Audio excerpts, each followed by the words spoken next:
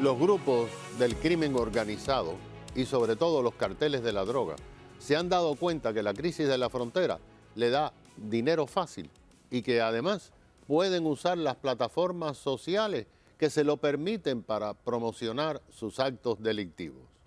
Voy a cruzar en la frontera, voy a buscar a Dolores. Hoy le vamos a revelar cómo los criminales han creado imaginarias agencias de viajes para violar las leyes de Estados Unidos. La abogada especializada en inmigración Pamela Ferrer-Jans nos informará de este tema. Bienvenida, abogada. La frontera está casi tan fuera de control como la ciudad de Miami, porque es un problema tras otro. Esta semana Interpol arrestó a 9 sujetos que se dedicaban únicamente a traer niños haitianos desde Chile y depositarlos en la frontera. Pero usted ha encontrado a través de sus clientes cosas que son alucinantes, ¿no?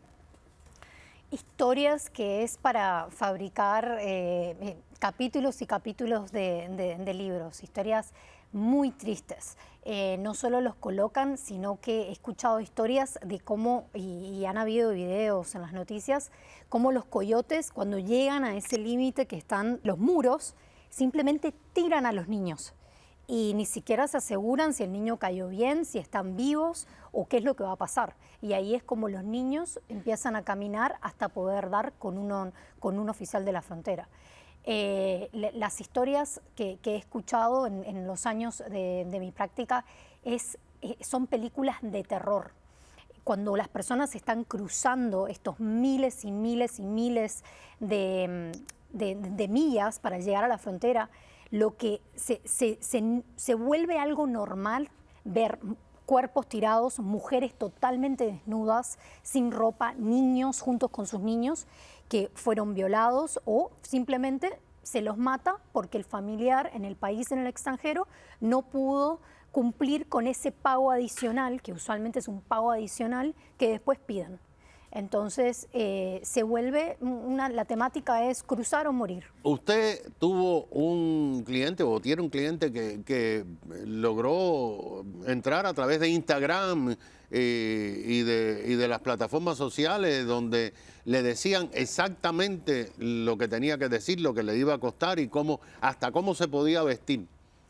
Esto es básicamente es todo una industria que hay. Es una industria en estos países, Nicaragua, Honduras, Guatemala, Colombia, que se ha creado, ¿okay? Y que al día de hoy ya es hasta más, hacen mucho más dinero que lo que era antes con el tráfico de drogas. El traficar personas ahora es mucho más y por eso los carteles han tomado todo lo que es la parte de la frontera. Ellos son como la última barrera, son 4. Primero, las gangas locales, que son los que trabajan para estas agencias que lo hacen sonar como que vamos al parque de Disney World, ¿verdad? Vamos de paseo a Estados Unidos, pero obviamente todas las personas saben que lo que este es su pasaje para poder llegar a los Estados Unidos y quedarse ilegal. Entonces, primero tenemos las gangas que representan a todas estas agencias que van a negociar. Segundo, tenemos los coyotes, que son los que los van llevando para poder llegar a la frontera. Y cuando llegan a la frontera, viene esta barrera que es la más fuerte de los carteles. Los carteles son los que eligen quiénes pasan. No importa que ya hayan pagado miles de dólares a los coyotes. El cartel es el que aprueba quién pasa o no y cuánto adicional el familiar tiene que pagar. Y cuando no se paga, es que violan, matan o simplemente los dejan tirados donde estén. Hay un sacerdote que está viviendo allí en la selva del Darién, que según un periódico publicó, se dedica todos los días a enterrar en bolsas plásticas a migrantes que mueren cruzando la selva de Darién. Y contaban que el otro día enterró a 2 bebitos de 1 año y a otro niño de 3 años, que murieron allí en la selva de Darién. Lamentablemente hay muchas familias, muchas mujeres que lo que hacen es juntar cada centavo, familias que embargan sus casas, sus campos, que son sumamente pobres, para que la mujer del miembro familiar que está a punto de parir, que pueda cruzar, porque lo que quieren obviamente es poder poner pie en la frontera de los Estados Unidos, en piso estadounidense, para poder dar a luz, ¿verdad? Y ese es un gran riesgo, que siempre lo comparto con mis clientes, que tengan mucho cuidado, porque no es tan fácil y tan simple y organizado como se lo presentan estas organizaciones, que son organizaciones de crimen, porque no es un viaje al parque de Orlando. Bueno, abogada, el jefe de la patrulla fronteriza en Yuma, Arizona, hizo una revelación increíble. Ellos entrevistan a personas, bueno, cómo llegaron, y han encontrado que hay miles de brasileros y venezolanos que están volando en avión. Se demoran un día y medio en salir de su casa a entrar en la frontera con Estados Unidos. Vuelan de Brasil, Panamá, Ciudad México a la frontera. Allí tienen un bus que los lleva, los cruzan, se entregan, los federales los sueltan y ya tienen un vuelo reservado para venir, porque no están devolviendo a las personas. Efectivamente, es una organización.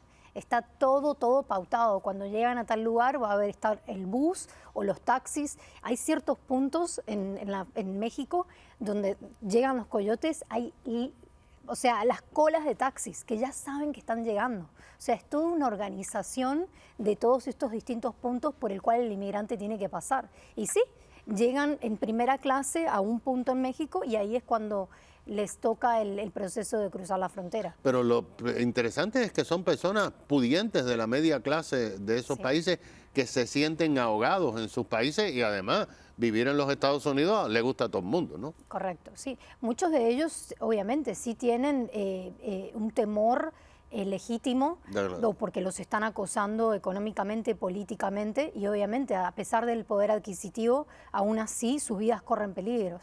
Pero el problema es aquella familia de estos países centroamericanos y otros, Haití, de todas partes del mundo a esta altura, el cual se entrega a esta trayectoria por el hecho de o cruzo o muero, y dan todos los ahorros de su vida y hasta más.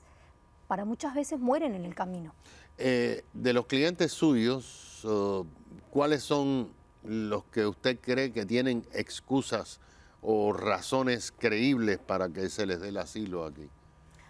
En general, podría decir los que están siendo acosados por ser miembros de grupos particulares sociales. Por ejemplo, la mujer que sufre violencia doméstica y la cual no tiene la protección del gobierno, porque ni siquiera pueden denunciar a su abusador, que muchas veces son sus mismos miembros familiares, hermanos, padres, sus esposos, y la policía local no hace nada para protegerlos. Esos son los que pertenecen a un grupo particular social. Es una de las categorías más complicadas dentro de la ley de asilo. Como segundo, obviamente, aquellos que están tratando de salir de sus países porque los persiguen por sus ideales políticos. Tercero, por lo menos en mi práctica, diría persecución a base de religión. Pero sí, lo más dramático son todas estas personas que quieren pedir ayuda y el gobierno no se las está brindando. En este momento sabemos cuántos están siendo entrevistados por jueces. Todavía no están los agentes sirviendo como jueces porque realmente hay mucha confusión y ni siquiera la prensa puede averiguar lo que está pasando. Sí.